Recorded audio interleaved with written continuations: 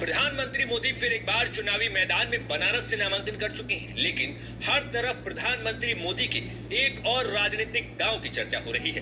राजनीतिक गलियारों में हमेशा ये चर्चा रहती है कि अगर प्रधानमंत्री मोदी कहीं घूमने या टहलने भी जाएं, तो उसमें भी राजनीति कहीं ना कहीं छिपी होती है। चाहे लक्षद्वीप में पीएम मोदी की तस्वीरों को ही आप देख लीजिए। तो आज नामांकन के समय भी कुछ ऐसा ही हुआ, जब प्रधानमंत्री मोदी के चुनावी प्रस्तावकों के तौर पर वो चेहरे नजर आए जिन्हें सामाजिक समीकरण से देखें, चाहे पार्टी के कैडर और कार्यकर्ताओं के तौर पर। दरअसल प्रधानमंत्री मोदी के प्रस्तावक के तौर पर जिन 4 लोगों को बुलाया गया, उनमें 4 प्रस्तावक पंडित गणेश्वर शास्त्री, बैजनाथ पटेल, लालचंद्र कुशवाहा और संजय सोनकर थे। दरअसल प्रधानमंत्री मोदी ने मंगलवार को बनारस लोकसभा क्षेत्र से अपना नामांकन भरा। इससे पहले प्रधानमंत्री मोदी ने यहां गंगा नदी के किनारे दशाश्वमेध घाट पर पूजा अर्चना की। प्रधानमंत्री मोदी ने वैदिक उच्चारणों के बीच गंगा घाट पर आरती भी की और इसके साथ ही उन्होंने काल भैरव मंदिर के दर्शन भी किए।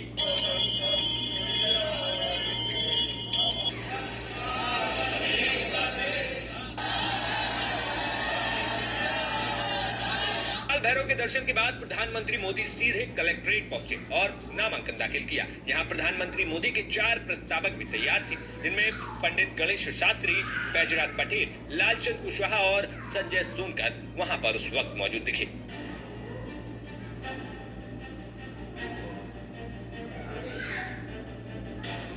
इन 4 प्रस्तावकों को देखें तो इसमें गणेश्वर शास्त्री वही हैं जिन्होंने अयोध्या में राम मंदिर के प्राण प्रतिष्ठा का शुभ मुहूर्त निकाला था। ये ब्राह्मण समाज से आते हैं। बैजनाथ पटेल ओबीसी समाज से आते हैं और संघ के पुराने और समर्पित कार्यकर्ता बताए गए। लालचंद कुशवाहा भी ओबीसी समुदाय से बताए गए और संजय सोनकर दलित समाज से है। वहीं जब हमने बैजनाथ पटेल से प्रधानमंत्री मोदी के प्रस्तावक बनने पर सवाल पूछा, तो सुनिए उन्होंने क्या कहा। बहुत खुशी हुई और ये तो मुझे याद है ही और मैं जानता ही हूँ कि भारतीय जनता पार्टी में कार्यकर्ताओं की इज्जत होती है। उसी लिहाज से आज जो 50 वर्षों के अनवरत प्रयास के बाद एक मौका मिला भाग्य से कि प्रधानमंत्री जी का प्रस्ताव बना, काफी खुशी है। क्या बस केवल हालचाल पूछे, बधाई दिए, इसके बाद अपना पर्चा भरा गया, वो अपने तरफ गए, हम अपने तरफ गए। हाँ, खुशी है, एकदम खुशी है, एकदम खुशी है।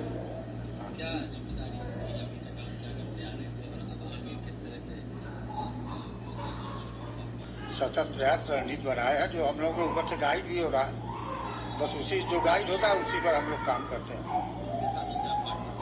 हम आप मान लीजिए 74 से जुड़े हैं, जनसंघ से।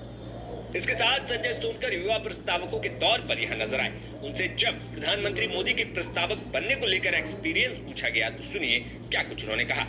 एक छोटे से कार्यकर्ता के रूप में हमेशा पार्टी का जो भी काम मिला मैं उसको करता चला गया, और एक कार्यकर्ता अगर इतनी बड़ी सम्मान अगर संगठन हमको देता है तो उसके लिए मैं अपने संगठन को बहुत बहुत धन्यवाद देता हूँ। दूसरी तरफ आपको याद होगा 2014 में एक तरफ 5 प्रस्तावक आते हैं अलग अलग सेक्शन से, फिर 19 में और फिर 2024 में, और आप उनमें से एक। हमेशा हमारे पूज्य प्रधानमंत्री जी कहते हैं कि सबका साथ सबका विकास, सबके विश्वास के साथ ये पार्टी चलती है।